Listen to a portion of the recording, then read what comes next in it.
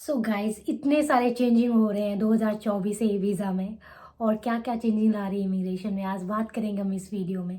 So guys welcome back to UK life channel and I hope आप सभी अच्छे हो। सो आज हम स्टार्ट करेंगे। जैसा कि आपको पता है बहुत सारी वीडियोस बनी है कि 4 दिसंबर 2023 में कुछ चेंजिंग हुए इमिग्रेशन में, और फिर वो फिर से अपडेट हुए हैं कुछ कुछ चेंजेस के बारे में आज मैं बात करूंगी आपके साथ। सो बने रहे इस वीडियो में। सारे लोग कंफ्यूज है कि कहाँ कहाँ ये अप्लाई होगा, ये एनएचएस में जो वर्कर है उनके लिए भी अप्लाई होगा कि नहीं। तो आज हम इस वीडियो में इसी बारे में डिस्कस करेंगे। और तो गाइज ये थे सारे जो 4 दिसंबर 2003 को उन्होंने अनाउंस किए थे। इसमें सारे 5 पॉइंट लिखे हैं। आई नो आप ऑलरेडी अवेयर हो, ये ऑलरेडी बहुत सारी वीडियो में डिस्कस भी किए हैं, बट कुछ रिसेंटली उन्होंने अपडेट किया है इनके बारे में।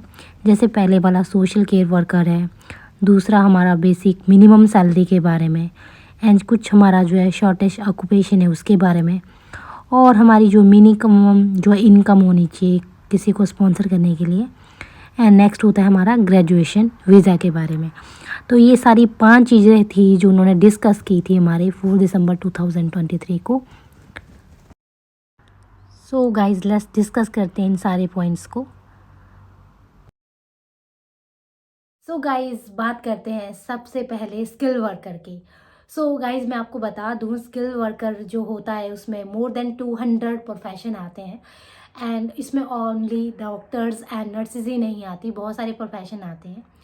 तो उनमें जो चेंज किया है, उनकी जो मिनिमम वेजेस सैलरी एनुअली उनकी जो है 26,200 से जो उनकी 38,700 कर दी गई है। सो जो मिनिमम वेजेस है वो उन्होंने बढ़ा के इतना कर दिया है। बट आपको मैं इन्फॉर्म करना चाहती हूँ, जो एनएचएस वर्कर है या है उनके लिए ये रूल जो है अप्लाई नहीं होगा। So guys as you all know, जो एनएचएस है यहाँ का एक गवर्नमेंट हॉस्पिटल होता है, और यहाँ की जो भी फंडिंग वगैरह होती है वो गवर्नमेंट ही करती है। और गाइस मुझे नहीं लगता जो गवर्नमेंट एकदम से जो है इतना ज़्यादा वेजेस बढ़ा देगी, क्योंकि नर्सेज की डिमांड तो रहती रहती है, और ये मैक्सिमम जो है नर्सेज अब्रॉड से रिक्रूट करते हैं। तो इनके लिए जो है ये मिनिमम वेजेस अप्लाई नहीं होगा। सो गाइस जो भी अब्रॉड से नर्सेज के लिए रिक्रूट कर रहा है, तो उनकी अगर सैलरी जो है एनुअली 27,200 से अराउंड या इतनी भी होगी तो भी वो वीज़ा के लिए अप्लाई कर सकता है। तो उनके लिए ये रूल जो है अप्लाई इम्प्लीमेंट नहीं होगा। तो गाइस में ना ऑफिशियल वेबसाइट है, उसमें की पॉइंट्स में पहली लाइन में लिखा है the immigration policy changes announced on 4 December 2023 do not apply to the NHS. तो गाइस ये सारी चीज़ें एनएचएस में नहीं अप्लाई होगी। बात करेंगे हेल्थ केयर वर्कर के बारे में। तो उनके लिए जो नया रूल आया है वो है कि नो डिपेंडेंट वीज़ा। और गाइस हाँ, जो भी हमारे केयर होम में काम कर रहे हैं उन वो आज 2024 जो स्प्रिंग है मीन्स अप्रैल, वो अप्रैल के बाद कोई भी जो है डिपेंडेंट नहीं ला सकते हैं। सो गाइस ये सारे रूल रेगुलेशन इन्होंने इसीलिए स्टार्ट किए क्योंकि जब उन्होंने लास्ट ईयर का डाटा निकाला है तो उन्होंने इतने सारे मतलब हेल्थ केयर वर्कर को यहाँ पे आते हुए देखा है, और उसके साथ साथ जो है बहुत सारे डिपेंडेंट भी साथ में आए हैं। तो ये सारी चीज़ें ताकि कम डिपेंडेंट यहाँ पे हो और बर्डन यूके की गवर्नमेंट में कम बर्डन पड़े, तो उन्होंने ये सारी चीज़ें जो है इसीलिए की है। साथ में जो है बहुत सारा फ्रॉड हो रहा है हेल्थ केयर उसमें, और बहुत सारे लोग जो है यहाँ पे बहुत सारे नर्सिंग होम खोल के वो अब्रॉड से जो है लोगों को यहाँ बुला लेते हैं, पर जब वो यहाँ पे लैंड होते हैं तो एक्चुअल में वो नर्सिंग होम होता ही नहीं है, और बहुत सारे फ्रॉड और स्कैम हो रहे हैं। इसीलिए बहुत सारे आजकल जो है बहुत सारे का COS लाइक जो स्पॉन्सरशिप लेटर है वो भी आजकल डिले हुआ है, क्योंकि इसमें बहुत सारी अभी जो है जांच कर रहे हैं, और उन्होंने डिसीज़न लिया है जो भी बहुत सारे उन्होंने जो है केयर होम को क्लोज़ भी कर दिया है, और क्लोज़ करने के बाद उन्होंने डिसीज़न लिया है जो भी इसका जो भी हमारे नर्सिंग होम और जो हमारे केयर होम होंगे वो जो है उनको केयर क्वालिटी कमीशन के साथ जो रजिस्टर होंगे वो ही जो है अब्रॉड से या फॉरेन से जो है नर्सिंग होम को स्पॉन्सर कर सकते हैं। तो ये इन्होंने जो है न्यू रूल बनाया है ताकि ज़्यादा स्कैम ना हो, इसलिए। गाइस बात करें एनएचएस में जो नर्सेज और डॉक्टर जो भी वर्कर यहाँ पे काम कर रहे हैं, तो ऐसा कोई भी डिसीजन नहीं आया है जो इसमें लिखा है कि उनके लिए भी जो है डिपेंडेंट वीज़ा बंद कर दिया गया है। सो आप ये स्टेटमेंट भी पढ़ सकते हो जिसमें ये लिखा है तो गाइज़ ये आप देख सकते हो जो इनकी ऑफिशियल वेबसाइट है उसमें दिया है ऑन 4 दिसंबर 2023 को जो यूके की गवर्नमेंट है उन्होंने अनाउंस किया था changing to the immigration system. अब इसमें लिखा है the changes being made to the health and care visa route will only affect the care sector. When the changes take effect, care worker and the senior care worker will be unable to bring dependent when they migrate to UK, and the CQC registered provider in England will be able to sponsor health and care visa applicants. These changes do not affect the NHS. So guys इन्होंने clearly mention किया है यहाँ पे कि कैसे कैसे और क्या कौन सा जो है इफ़ेक्ट करेगा।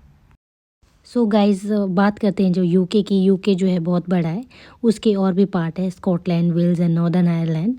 और इन चारों के गवर्नमेंट जब भी ये कोई डिसीज़न लेते हैं तो उनकी चारों के गवर्नमेंट को भी आपस में डिसीज़न वगैरह लेना पड़ता है।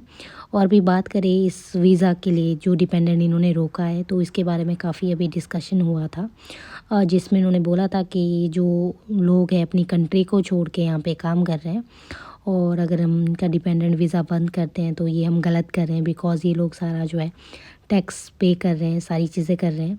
सो मे बी ये कुछ रूल जो है चेंज हो इनके लिए, but we can't say right now. So guys as you all know UK में जो है बहुत बड़ी बड़ी और अच्छी यूनिवर्सिटीज़ है, जिसकी वजह से काफ़ी लोग यहाँ पे अपनी पोस्ट ग्रेजुएशन और मास्टर डिग्री करने आते हैं। और अकॉर्डिंग टू रूल जो है ग्रेजुएशन अपनी स्टडी करने के बाद जो है उनको एक 2 साल तक एक वर्क परमिट मिलता है। बट अभी जो है इनको इसमें भी जो इन्होंने चेंज करने की कोशिश की है कि अप्रैल स्प्रिंग 2024 से उनको अगर वो स्टडी करने आ रहे हैं उसके बाद, तो उसके बाद ही यहाँ पे उनको वीज़ा नहीं मिलेगा। ये इन्होंने जो है अभी रूल चेंज करने के लिए जो है एडवाइस किया है।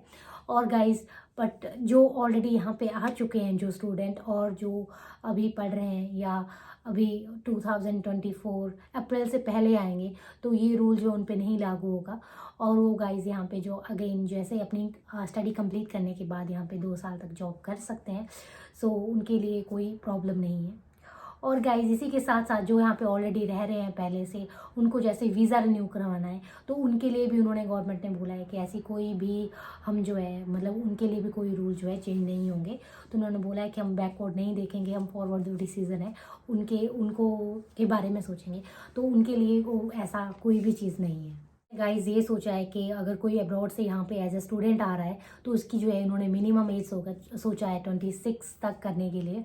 और गाइज उनके लिए भी जो है अगर कोई फ्रेशर है और कोई स्टूडेंट है उसके बाद अगर जॉब के लिए अप्लाई किया है, जो उन्होंने एक मिनिमम वेजेस रखा है 38,700 का, तो उनके लिए वो नहीं होगा। वो उनके लिए कम जो है कम के लिए भी उनको वीज़ा देने।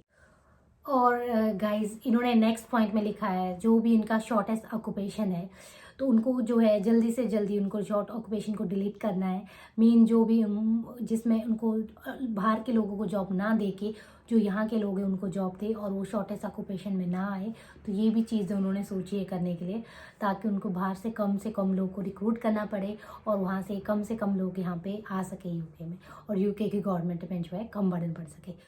सो गाइज नेक्स्ट जो रूल रेगुलेशन था वो स्पॉन्सरशिप का था। अगर कोई जिसको पीआरशिप मिली है यहाँ पे या कोई ब्रिटिश सिटीज़न है, अगर उसको अपने स्पाउस को फॉरेन से जो है यहाँ पे इनवाइट करना था तो उसका था, अगर पहले तो 18,800 से भी इनवाइट कर सकता था अपने स्पाउस को, बट अब इन्होंने जो है न्यू रूल जो है चेंज किया था। उसकी जो है मिनिमम वेजेस है वो 38,700 होना चाहिए, जो कि इन्होंने पहले से डबल कर दिया है।